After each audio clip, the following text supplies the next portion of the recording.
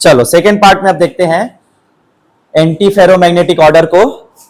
To describe antiferromagnetism theoretically we use the two sublattice mean field, है ना, ए और B सब lattice. कौन सा?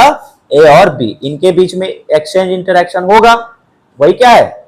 मीन फील्ड ही तो है, वही क्या है? Mean field. ठीक है, सो लेट एम ए, इसको तुम लोग एम अल्फा एम बीटा भी लिख सकते हो, M small A M small B भी लिख सकते हो, या कैपिटल में भी लिख सकते हो, एम ए एम बी, चलेगा। क्लियर है?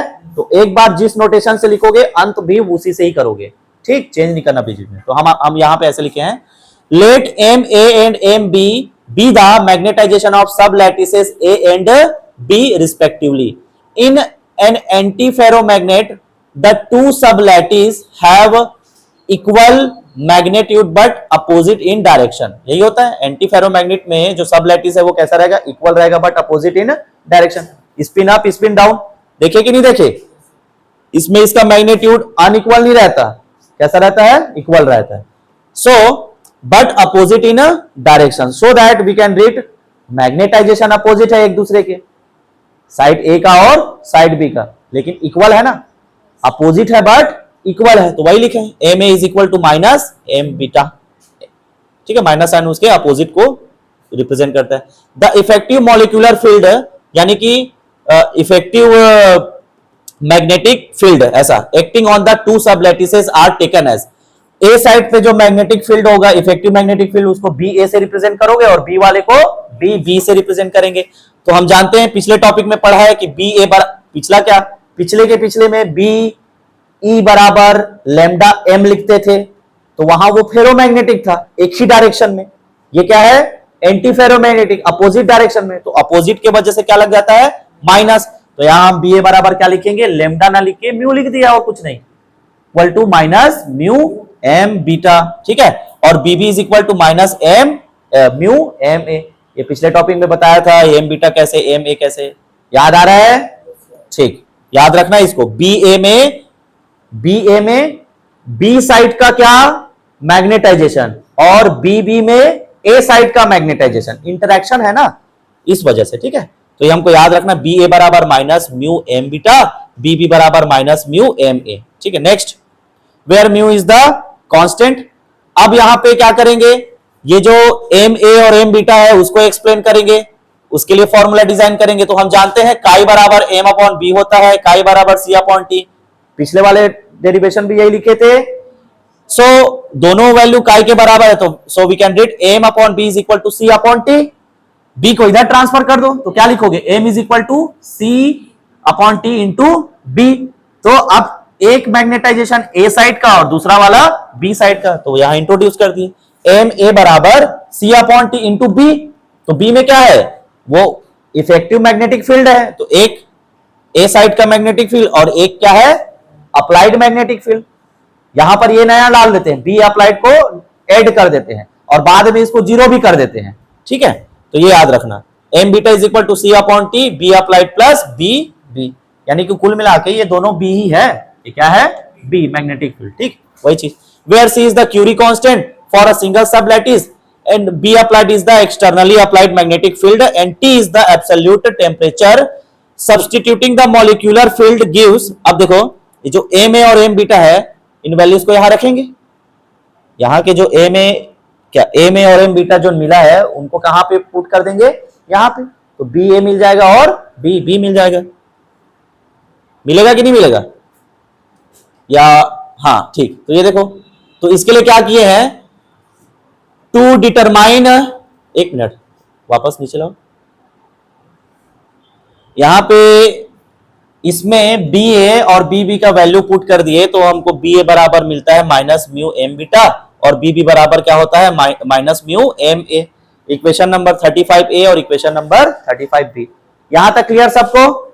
Next, to determine the Neel या ordering temperature.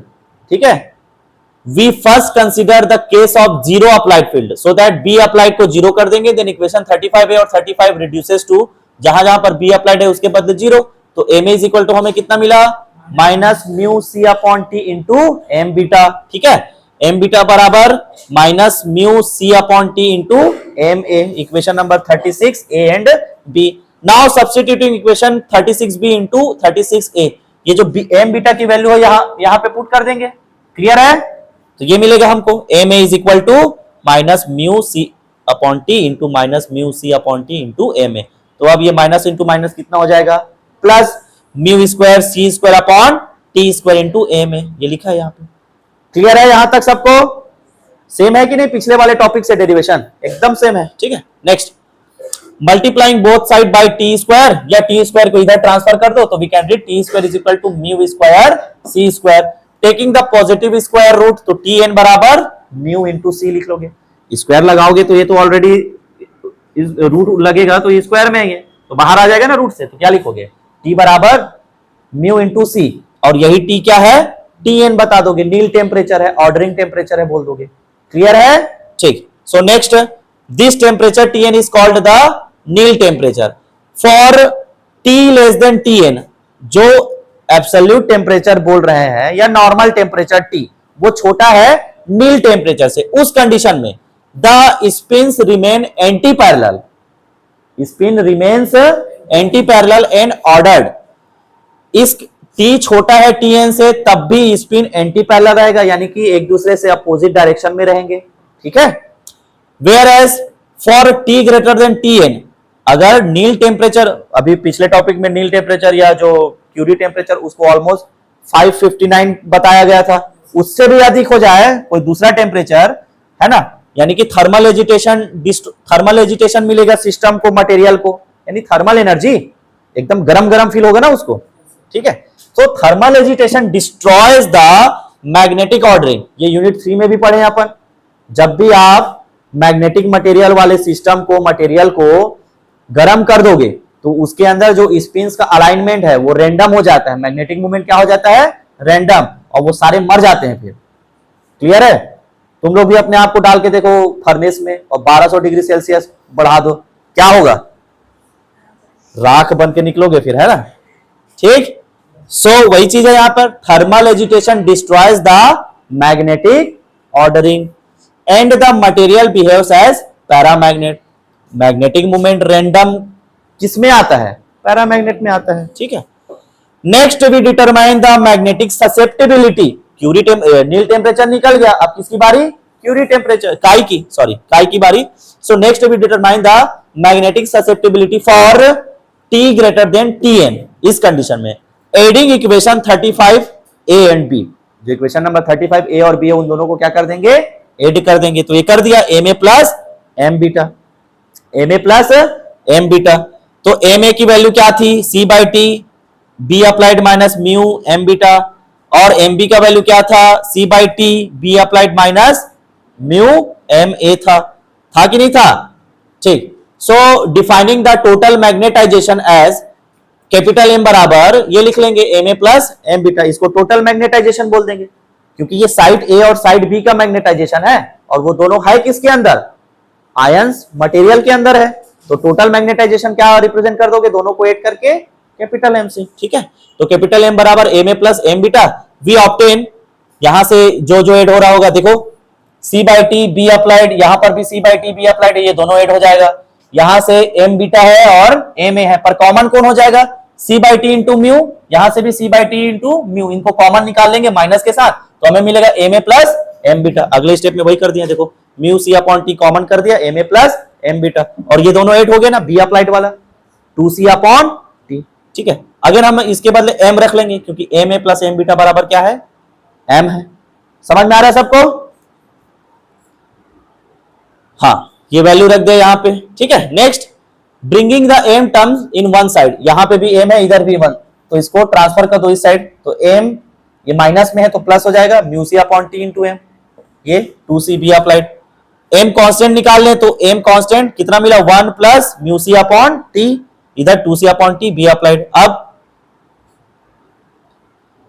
Multiplying both side by t, ठीक है, या t यहां से मैं अगर एलसीएम लूं तो ये कितना हो जाएगा, t plus mu C upon T, और इधर भी तो अपॉन टी, दोनों काट डालो।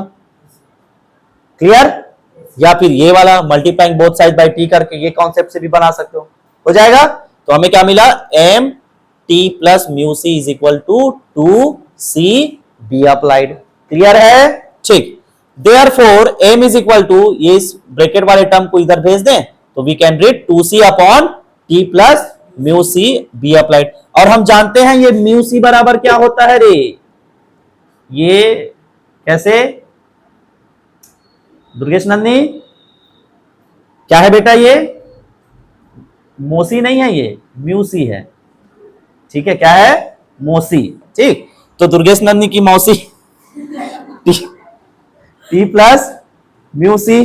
ठीक है, ठीक, तो इसके बदले टी एन रख लेंगे, म्यूसी के बदले क्या रख लेंगे, टी एन नेक्स्ट स्टेप में।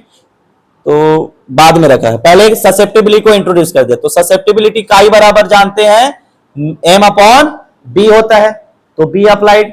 ठीक है, क्योंकि अपने को बी अप्लाइड को काटना है इसलिए क्या रखेंगे यहां पर, बी अप्लाइड। हेंस ये वैल्यू रख दिया 2c अपॉन इतना, बी ए और बी कैंसल आउट हो गया, तो काई बराबर हमको क्या मिला, सिंस टी एन बराबर म्यू सी होता है तो म्यू सी के बदले टी एन, यहां पे देखना थोड़ा स्मॉल एन लिखा गया है तो वो दोनों एक ही है। ठीक है, या मैं लिख भी दिया हूं टी एन बराबर टी कैपिटल एन करके। क्लियर? तुम लोग नोट्स बनाओगे तो उसको कैपिटल एन में ही रखना। ठीक, तो ये हो गया। Experimental result are often written in the form chi is equal to 2c upon T plus theta. तो एक्सपेरिमेंटल जो रिजल्ट वाला फॉर्मूला है ये है 2c upon T plus theta, और थ्योरेटिकल वाला कौन मिला, 2c upon T plus T N. तो दोनों एक जैसा दिख रहा है। थीटा क्या है, क्यूरी टेम्परेचर है, थीटा क्या है, क्यूरी टेम्परेचर है, और यहां पर ये कौन सा टेम्परेचर है, नील टेम्परेचर है। यानी कि एक सर्टेन टेम्परेचर है ना, वो तो नाम दे देते हैं ना, क्यूरी ने बताया तो क्यूरी टेम्परेचर है ना, इसको नील ने बताया तो नील टेम्परेचर करके, पर है तो सर्टेन टेम्परेचर। समझ में आ रहा है? ठीक, तो ये दोनों where theta is the Curie Weiss temperature, table two list the experimental values of T N and theta for several anti ferromagnetic crystal such as manganese oxide, iron oxide, COO, NiO, ठीक है, निकिता oxide ये वाला। In many materials the ratio theta by Tn क्या है, ratio इधर कह रहे थीटा बाई Tn। तो ये टेबल नंबर 1 से देखेंगे। तो ये टेबल नंबर 1 बनाना नहीं है तुमको, इसमें पर्टिकुलर कुछ कुछ को ले लेना, जैसे कि मैग्नीज ऑक्साइड, ये मोनिका ऑक्साइड को ले लेना, मोनिका नहीं है क्या, मोनल है ना, तो मोनल ऑक्साइड को ले लेना, और थीटा बाई Tn कितना है, 5.3 है ना। और ये निकिता ऑक्साइड को लेने यहां पर, तो निकिता ऑक्साइड का टी बाई थीटा बाई, ये तो माइनस में चली गई है ना, माइनस चल रहा है क्या अभी देखा। ठीक है, तो ये वैल्यू ऐसे बता देना। क्लियर? और कौन सा बता सकते हैं, CO को बताया तो CO का थीटा बाई Tn कितना है, 1.4। तो कहने का मतलब सब के जो थीटा बाई Tn है वो हमको डिफरेंट डिफरेंट फॉर्म में मिल रहे हैं, वैल्यूज अलग अलग नहीं है, अलग अलग मटेरियल उसका थीटा बाई Tn अलग अलग वैल्यूज। ठीक है, बता लोगे? ठीक, तो ये सारे कौन से मटेरियल्स हैं, एंटी फेरोमैग्नेट मटेरियल्स हैं, क्रिस्टल्स हैं ये सब। ठीक है, नेक्स्ट अभी बाकी है। हाँ, फिगर नंबर 20 को लाओ, बस बस थोड़ा नीचे, हाँ बस बस। देखो बेटा, इसमें फिगर नंबर 20 में 3 फिगर है अपने पास। यहां पर है एक क्यूरी लॉ वाला, काई वर्सेस टेम्परेचर, जैसे जैसे टेम्परेचर इंक्रीज होगा काई का वैल्यू डिक्रीज होगा। हो रहा है कि नहीं हो रहा है? इधर टेम्परेचर है और इधर क्या है, काई है। टेम्परेचर इंक्रीज करोगे काई क्या होगा, डिक्रीज होगा, क्योंकि काई बराबर 1/T होता है ना। समझ में आ रहा है? ये वाला देखो, ये सिंपली क्यूरी लॉ बोल दिया, और ये वाला क्यूरी विस लॉ। तो विस मतलब T ग्रेटर देन TC वाला condition, T greater than TC वाला कंडीशन। इसमें देखो, जैसे जैसे टेम्परेचर इंक्रीज करोगे और TC टेम्परेचर आ जाएगा, तो वहां पे ये देखो काई का वैल्यू कुछ अलग दिख रहा है अपने को, तो इसको एक्सप्लेन करेंगे हम, ये क्या है आगे। ठीक है, नेक्स्ट देखो, T ग्रेटर देन Tn वाला नील टेम्परेचर पर काई का देखेंगे। तो नील टेम्परेचर पर जैसे जैसे T इंक्रीज कर रहे हैं, काई का वैल्यू भी क्या हो रहा है, डिक्रीज हो रहा है। लेकिन देखो एक ऐसा शार्प पिक मिल गया यहां पर, क्या मिल गया, एक शार्प पिक। इस सडन शार्प पिक को क्या बोलते हैं, कस्प बोलते हैं, CUSP। क्या बोलते हैं, कस्प। कस्प बोलेंगे या कुस्प बोलेंगे या सुस्प बोलेंगे, क्या बोलेंगे? कस्प ही बोलेंगे। क्या बोलेंगे? कस्प। ये जो सडन शार्प पिक मिला है ना, नुकीला है कि नहीं? यहाँ पे पोर्शन इतना नुकीला है कि तुम छुओगे तो मर जाओगे इतना, ठीक है? इसको क्या बोलोगे? कस्प, ठीक है? तो इसके एक्सप्लेनेशन को देखते हैं अब। एक बार देखो डायग्राम को सबको। ये क्यूरी लॉ वाला, ये Curie Weiss law, T greater than TC, और ये वाला टी ग्रेटर देन टीएन, ठीक है? तो उसको देखते हैं। Figure number 20 illustrate the temperature dependence of susceptibility in a paramagnet. ये पैरामैग्नेट है, ये वाला फेरोमैग्नेट और ये वाला एंटी फेरोमैग्नेट। अलग अलग मैग्नेट के काई और टी दिखाया गया है, हटाओ उसको। तो पैरामैग्नेट में ससेप्टिबिलिटी फॉलोज, पैरामैग्नेट में क्या होता है? ससेप्टिबिलिटी फॉलो क्यूरी लॉ, ठीक है? तो सिंपल है, I is equal to C upon T. जैसे जैसे टी इंक्रीज होगा काई की वैल्यू एक्सपोनेंशियली डिके हो रहा है या सिंपली डिके हो रहा है, ठीक है? और in ferromagnet susceptibility follow the Curie Weiss law. Curie Weiss law का अंतर क्या है? सिर्फ T greater than TC condition है और कुछ नहीं, ठीक है? वहां पर काई बराबर सी अपॉन टी माइनस टीसी, यहां टी था। क्यूरी विस लॉ में क्या होता है? टी माइनस टीसी, और इसमें टी ग्रेटर देन क्या होता है? टीसी होता है इस कंडीशन में, ठीक है? And becomes very large near the Curie temperature. देखो क्यूरी टेम्परेचर पर काई का वैल्यू मैक्सिमम है कि नहीं? काई का वैल्यू मैक्सिमम है कि नहीं क्यूरी टेम्परेचर पर? तो वही लिखा है वो कि in ferromagnet susceptibility follow the Curie Weiss law and become very large near the Curie temperature. मतलब अगर मैं टी के वैल्यू को क्या कर दूं? टीसी रख दूं, तो टीसी माइनस टीसी कितना? 0। तो 1/0 कितना? इनफाइनाइट। तो लार्ज होगा कि नहीं होगा काई का वैल्यू? तो वही तो दिखा रहा है ना, टीसी पर काई का वैल्यू कैसा है? लार्ज है। क्लियर है यहां पे? नेक्स्ट है, इन an anti ferromagnet susceptibility does not become infinite. ये भी सेम वही कंडीशन है, लेकिन यहां पर फॉर्मूला देखो क्या है? टी प्लस थीटा है। क्या है? अब अगर आप टी बराबर थीटा रखोगे तो सी अपॉन 2 थीटा होगा, लेकिन आप टेम्परेचर माइनस में रख नहीं सकते क्योंकि वैसा है नहीं कुछ टेम्परेचर उस तरीके का, ठीक है? तो वही बोल रहा है कि इन फेरोमैग्नेट, एंटी फेरोमैग्नेट में susceptibility does not become infinite at Tn, but instead show a cusp-like maximum. Cusp-like maximum. Diagram बुलाओ, ठीक है? ये chi is equal to C upon T plus theta है, और ये इनफाइनाइट वैल्यू नहीं होता काई का, लेकिन फिर भी ये हमको कस्प-लाइक मैक्सिमम मिलता है। यानी काई का वैल्यू मैक्सिमम मिलेगा, लेकिन वो कैसा रहेगा? कस्प-लाइक। कस्प मतलब लिख लेना, कस्प मीन्स शार्प पिक, नुकीला शिखर, शिखर, ठीक है? शार्प पिक, ठीक? तो वही चीज है ये। हो गया इतना। और क्या देखें फिर? बिलो Tn, देखो आप कंक्लूजन पार्ट में आ गए। Below Tn anti parallel ordering suppresses the response to the external field where. अब वो मत लिखना रे, इसको छोड़ देना, यहां लिख लेना ये वाले को। एंटी फेरोमैग्नेटिज्म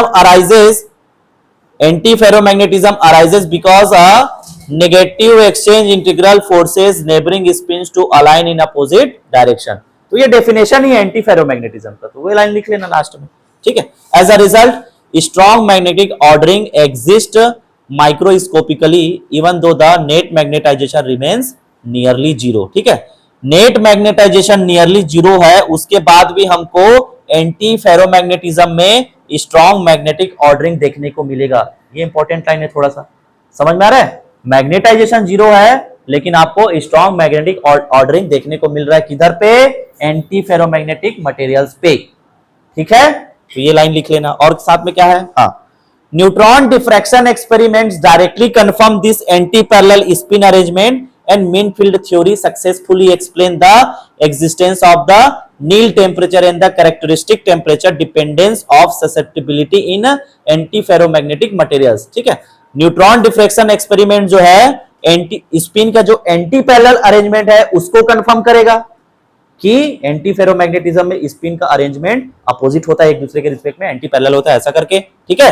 और ये जो मीन फील्ड थ्योरी है वो सक्सेसफुली एक्सप्लेन कर रहा है किसको? एग्जिस्टेंस ऑफ नील टेम्परेचर, कि नील टेम्परेचर का अस्तित्व है, और उसके वजह से हमको कैरेक्टरिस्टिक टेम्परेचर का भी एक्सप्लेनेशन मिल जाएगा, साथ ही साथ टेम्परेचर डिपेंडेंट ससेप्टिबिलिटी भी पता चल जाएगा। तो ये कंक्लूजन ही है, जो जो मिला है उसको लिख दिया है यहां पर शब्दों में। ठीक है, क्या क्या बताया गया? एक्सचेंज इंटीग्रल की वजह से एंटी फेरोमैग्नेटिज्म में स्पिन का जो अलाइनमेंट है वो पैरेलल है, एंटी पैरेलल है, और उसके वजह से नेट मैग्नेटाइजेशन क्या है? जीरो है। लेकिन उसके बावजूद वो कैसा है? स्ट्रॉन्ग मैग्नेटिक ऑर्डर कंसिस्ट करता है। समझ में आ रहा है? उसका मैग्नेटिक अरेंजमेंट व्यवस्था कैसा है? प्रबल है, स्ट्रॉन्ग है। ठीक है, और न्यूट्रॉन डिफ्रैक्शन क्या कंफर्म किया? स्पिन का एंटी पैरेलल अरेंजमेंट को कंफर्म किया। मीन फील्ड थ्योरी क्या एक्सप्लेन किया, क्या डिटरमाइन किया, क्या बताया? नील टेम्परेचर के एग्जिस्टेंस को बताया कि वास्तव में नील टेम्परेचर जैसा अस्तित्व होता है। साथ ही साथ नॉर्मल टेम्परेचर या कैरेक्टरिस्टिक टेम्परेचर को भी एक्सप्लेन किया, और उसके रिस्पेक्ट में उसके करस्पॉन्डिंग ससेप्टिबिलिटी को भी एक्सप्लेन किया।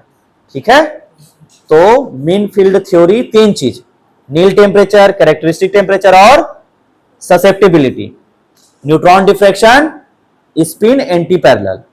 ठीक है, याद रहेगा? हो गया, खत्म। ये और है क्या नीचे? नहीं है, बन जाएगा। अब इसमें किसी को कोई डाउट?